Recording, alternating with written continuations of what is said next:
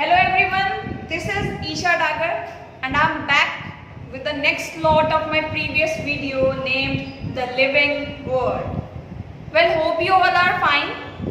So अब हम topic के डिटेल डिस्कशन से पहले थोड़ा बेसिक जनरल सा डिस्कशन कर लेते हैं अबाउट कि कितना ज़रूरी है किसी भी चीज़ का नाम होना.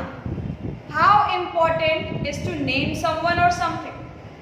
आप एक मिनट के लिए ये सोचिए कि भाई हम किसी भी चीज़ का नाम रखते ही क्यों हैं. तो थोड़ी देर बाद आप लोग सोचेंगे और कुछ आंसर्स कुछ शायद ऐसे आएंगे कि अगर नाम ही नहीं होगा तो रिकॉग्नाइज कैसे करेंगे. मैंने इस वीडियो के स्टार्टिंग में ही अपने आप को इंट्रोड्यूस किया अपने नाम से कि दिस इज ईशा डागर. तो नाम की वजह से हम किसी को रिकॉग्नाइज करते हैं. नाम ही वो चीज़ है जो किसी को भी इंडिविजुअलिटी, उसको एक यूनिक आइडेंटिटी प्रोवाइड करता है. और सबसे बड़ी बात है, नाम की वजह से ही हमारे पास सबके पास कोई एक कॉमन डिस्कशन होता है जिसके ऊपर हम डिस्कस कर सकते हैं. जैसे कि अगर हम क्रिकेट की बात करें तो क्रिकेट में हम किसी भी प्लेयर का नाम लेंगे. फॉर एग्जाम्पल विराट कोहली की बात कर लेते हैं. तो विराट कोहली, तो जिसके साथ हम डिस्कशन कर रहे हैं, जितने भी लोग हैं उन सबको पता है कि उस प्लेयर का नाम जिसकी मैं बात कर रही हूँ उसका नाम विराट कोहली है. तो हम उसके फीचर्स के बारे में बात करने लग जाएंगे, उसकी क्वालिटीज़ के बारे में बात करने लग जाएंगे, क्योंकि हमें पता है कि बात किसकी हो रही है. नाम से पता लगा है कि बात विराट कोहली की हो रही है जो कि एक क्रिकेटर है.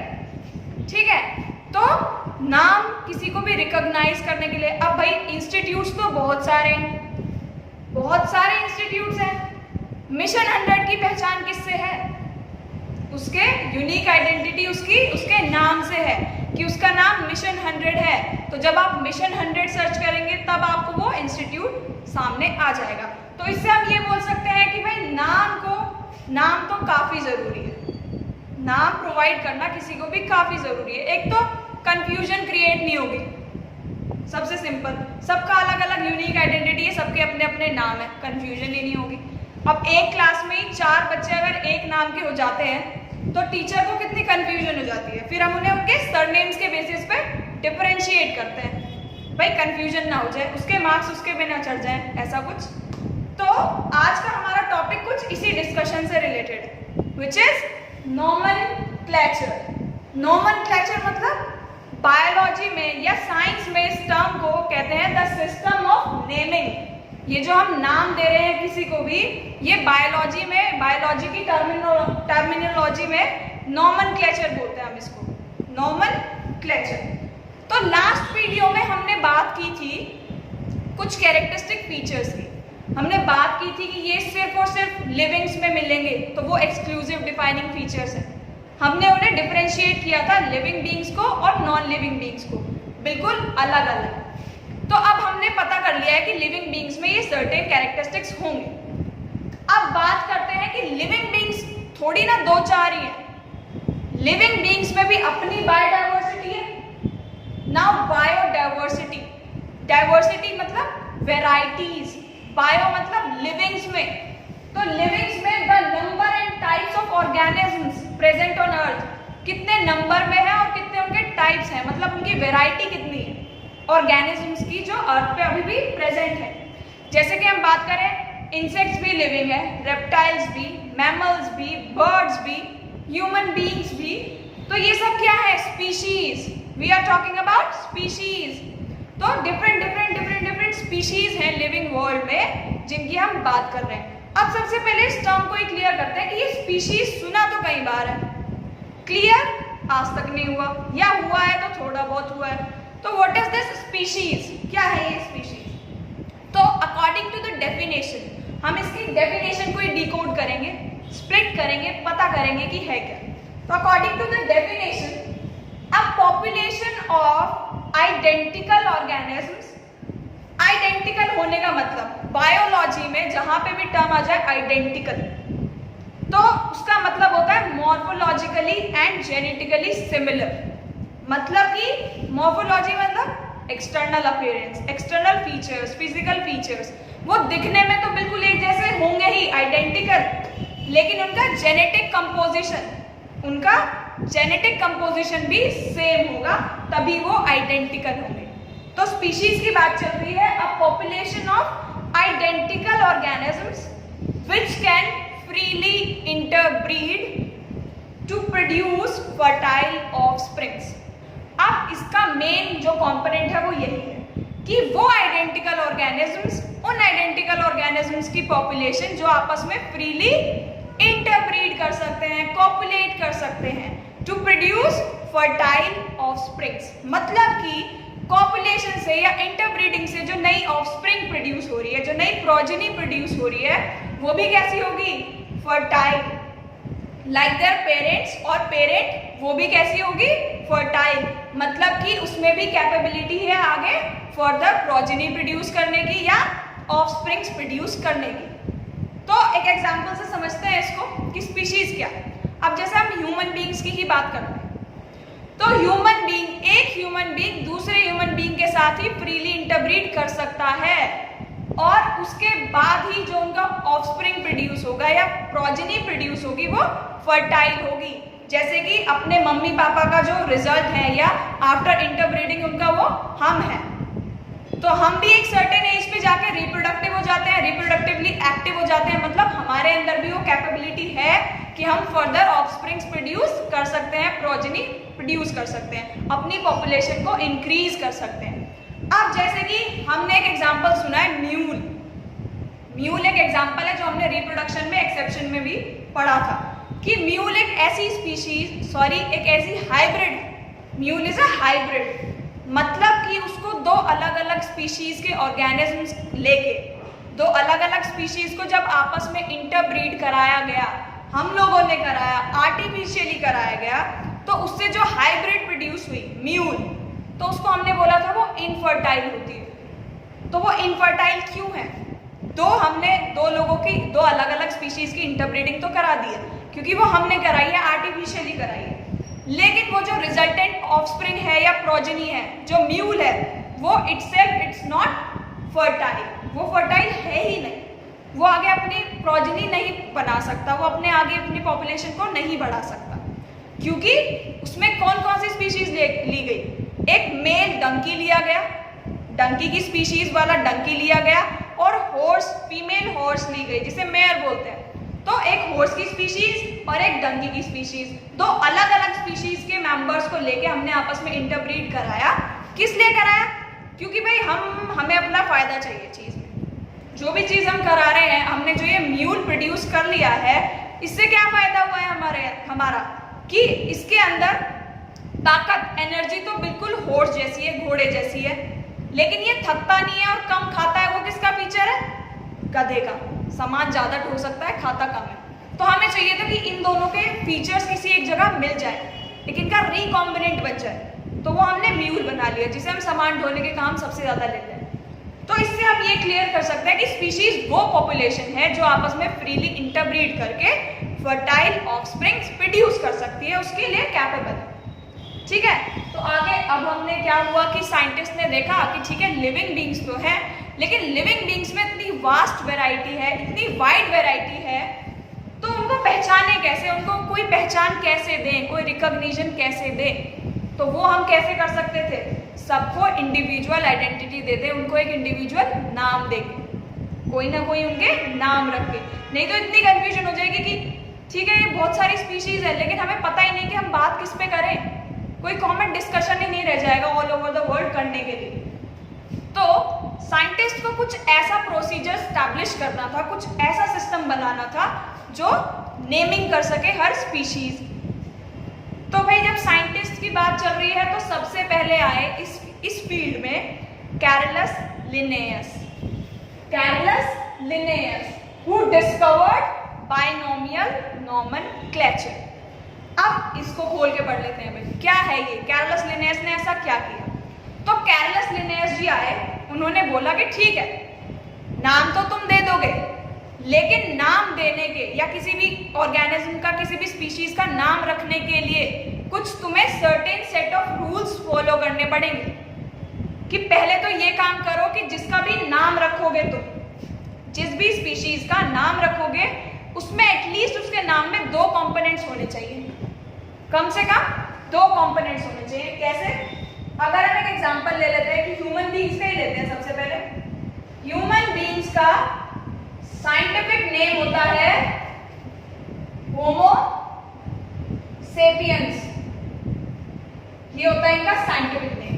तो कैरलस लिनेयस ने बोला कि तुम जिसको भी साइंटिफिक नेम प्रोवाइड करोगे, जिस भी स्पीशीज को, उसको एटलीस्ट उसके नाम में 2 कंपोनेंट होने चाहिए, जिसमें कि उसका पहला कंपोनेंट उसकी जीनस को रिप्रेजेंट करे, पहला कंपोनेंट उसकी जीनस को रिप्रेजेंट करे और दूसरा कंपोनेंट उसकी स्पीशीज को रिप्रेजेंट करे कि वो कौन सी स्पीशीज से बिलोंग करता है।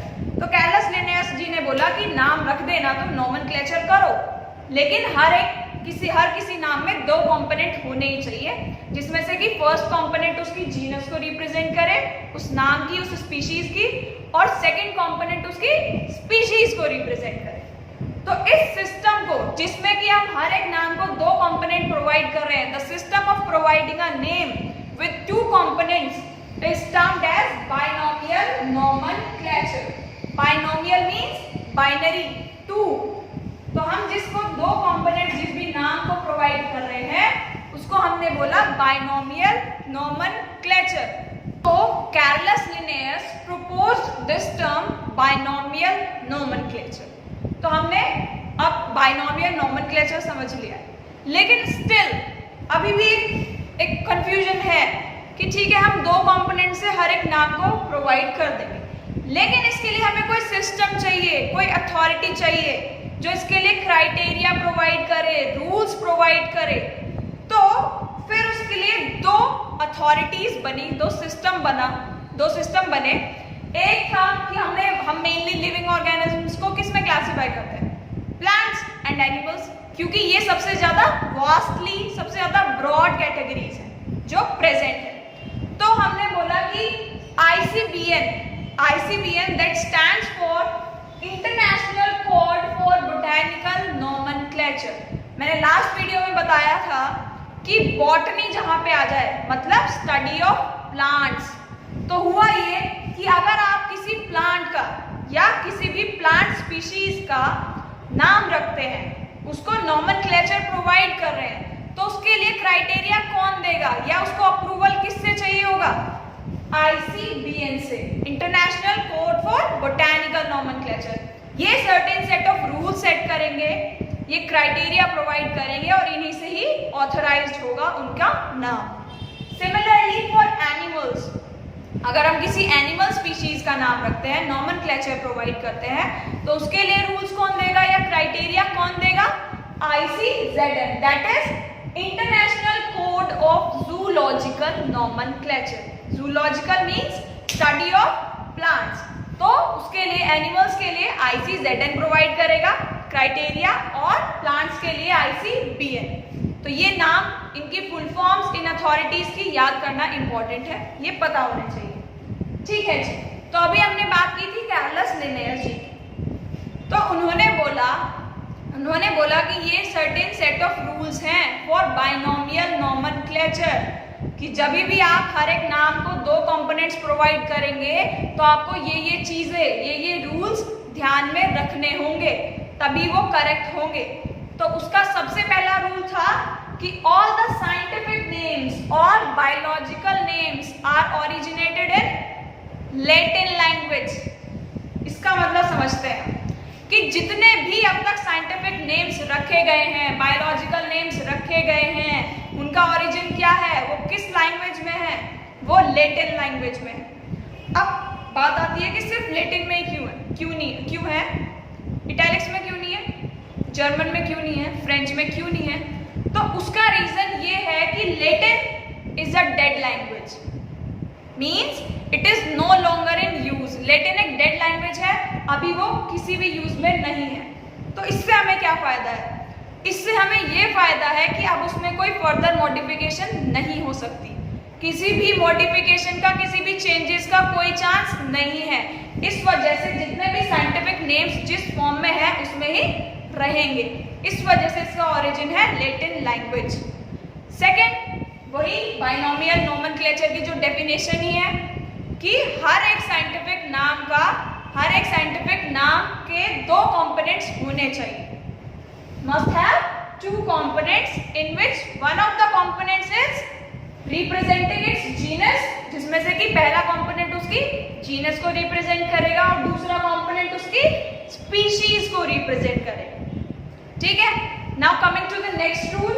नेक्स्ट रूल ये है कि जब भी हम इन बायोलॉजिकल नेम्स को या साइंटिफिक नेम्स को हाथों से लिखेंगे, when hand written must be separately underlined.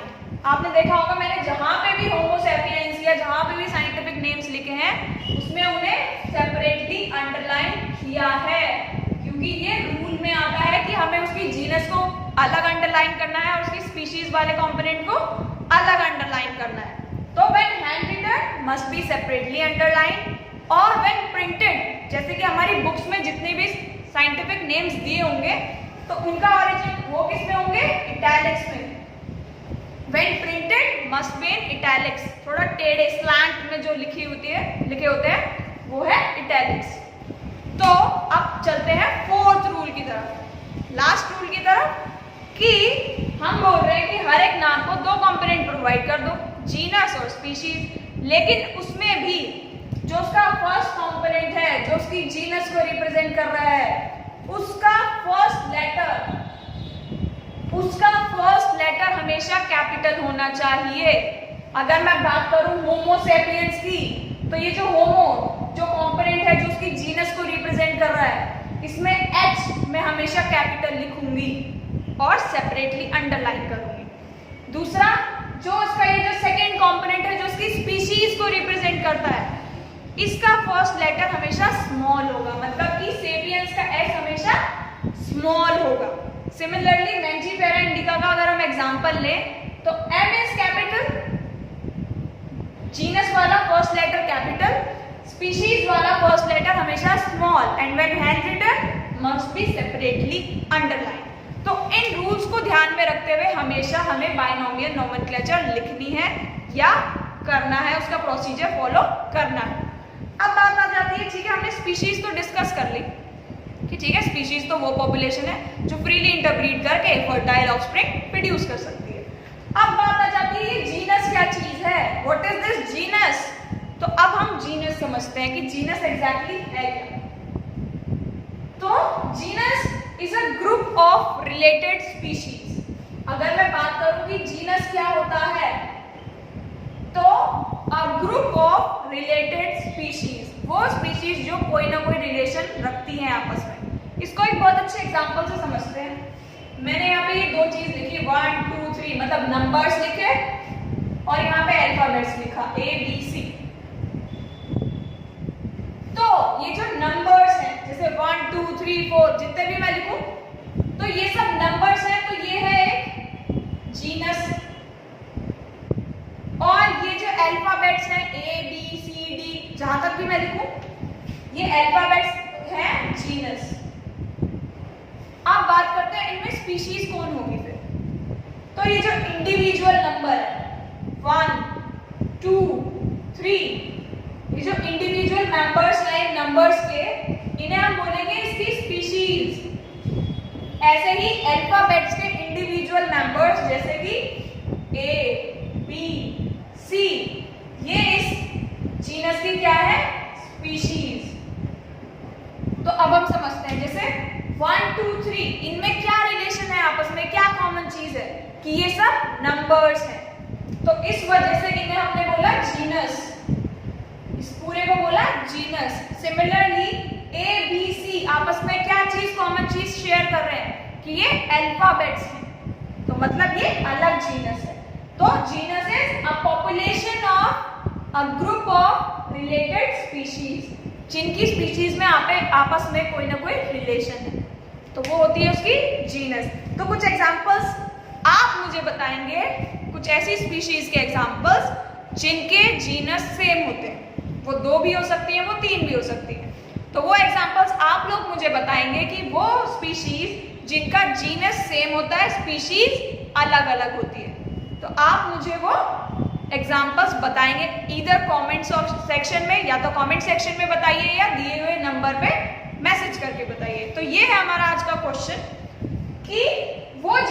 बताओ, वो स्पीशीज बताओ जो सेम जीनस शेयर करती है, जिनका जीनस सेम है, जीनस कंपोनेंट सेम है, लेकिन स्पीशीज अलग है। ठीक है, तो hope you all liked it. आपको सब समझ आया होगा।